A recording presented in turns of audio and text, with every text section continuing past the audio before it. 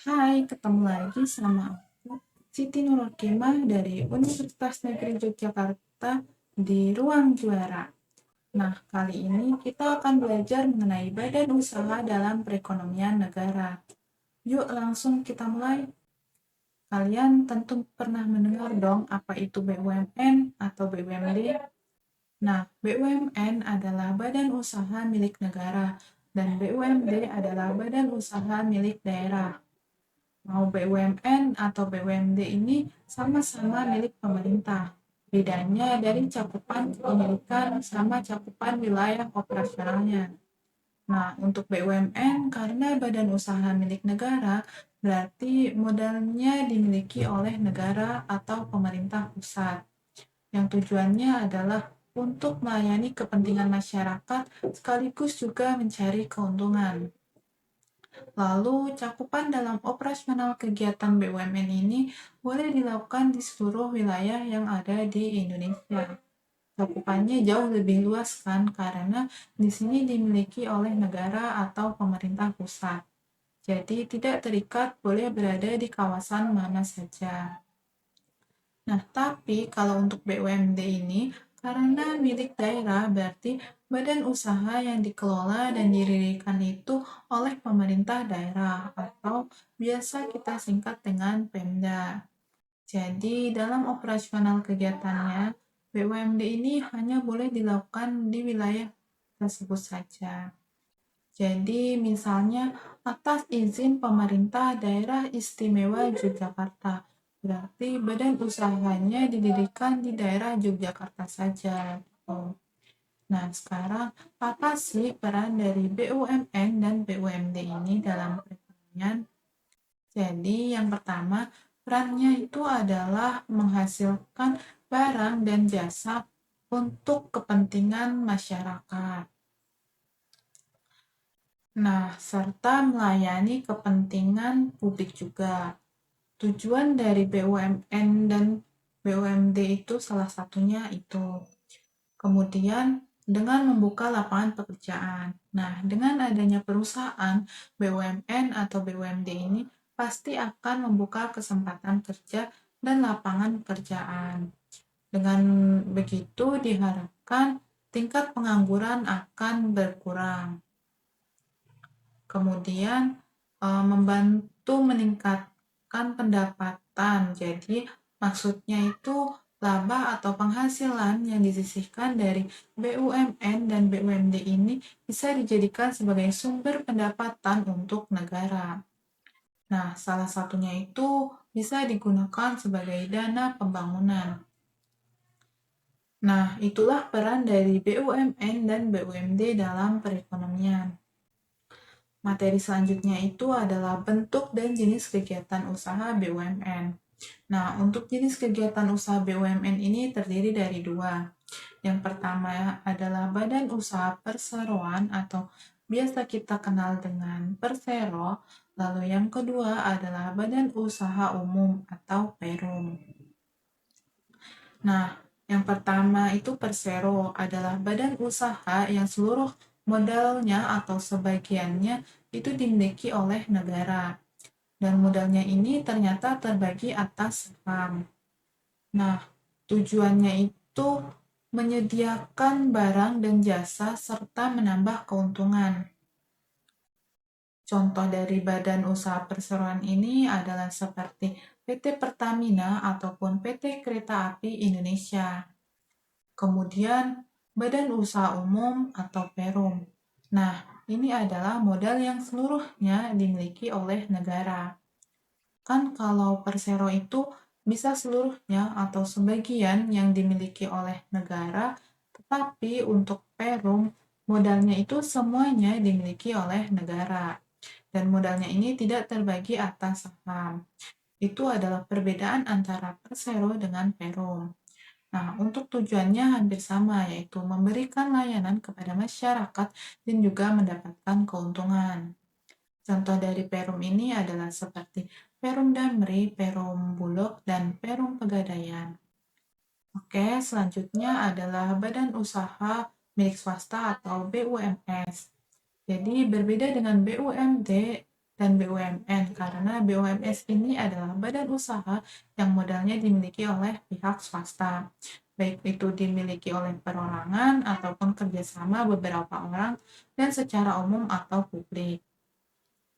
Nah, BUMS ini ternyata ada BUMS dalam negeri dan ada BUMS luar negeri.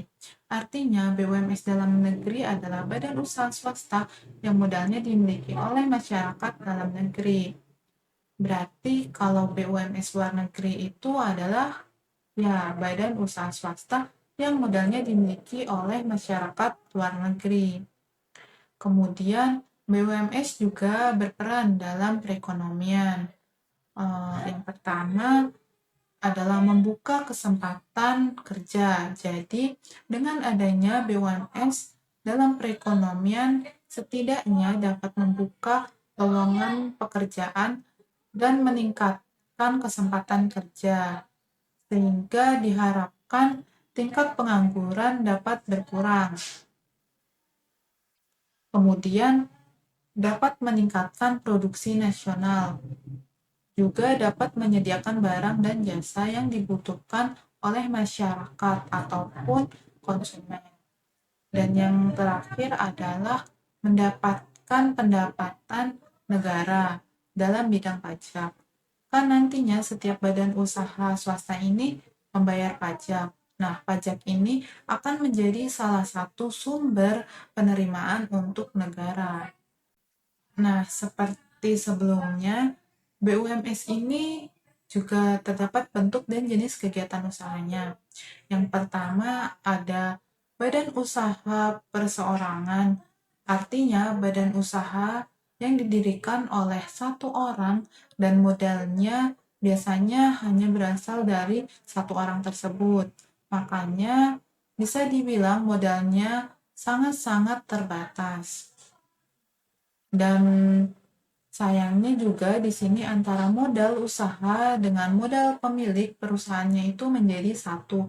Jadi tidak ada pemisah antara modal usaha dengan modal pemilik. Jadi kalau misalkan pemilik merasa badan usahanya tidak menguntungkan, maka memilih untuk membubarkan itu dapat dengan bebas atau dengan mudah untuk menutup badan usaha perseorangan itu. Kemudian yang kedua adalah badan usaha persekutuan. Nah, badan usaha persekutuan ini terdiri dari dua. Yang pertama itu ada firma dan yang kedua ada persekutuan komanditer atau CV ya. Nah, jadi yang pertama itu firma. Badan usaha ini didirikan lebih dari satu orang atau biasanya dengan beberapa orang dan menggunakan nama bersama. Contohnya, misal ada anak muda bernama Anissa, Putri, dan Tika. Mereka membangun sebuah firma dengan nama gabungan inisial nama mereka. Kemudian kekayaan pribadi dan badan usahanya itu masih menjadi satu. Jadi misalkan perusahaan mengalami kebangkrutan, otomatis pemilik juga mengalami kebangkrutan. Kemudian yang kedua itu persekutuan komanditer atau CV.